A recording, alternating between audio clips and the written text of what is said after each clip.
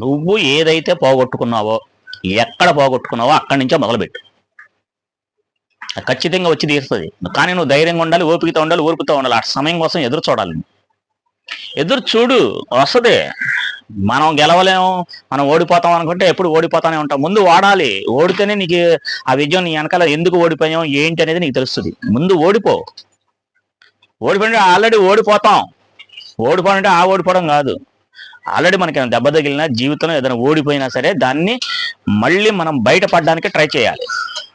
ఓడిపోవడం కూడా ఏంటంటే మనకి జ్ఞానాన్ని నేర్పిస్తుంది, పట్టుని నేర్పిస్తుంది.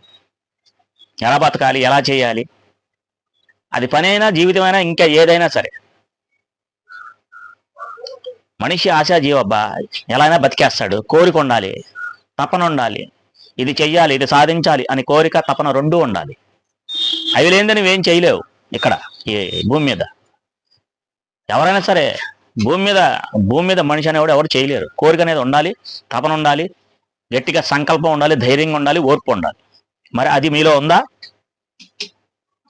మీరు ఉండగలుగుతున్నారట్టగా? అలా మీరు ఉండగలిగితే మీరు ఓడిపోయినా మళ్ళీ గెలిచి తీరుతారు. కన్ఫామ్, కంపల్సరీ మీరే గెలుస్తారు, మీరే గెలిచి తీరుతారు. ఓకేనా ఫ్రెండ్స్? బాయ్.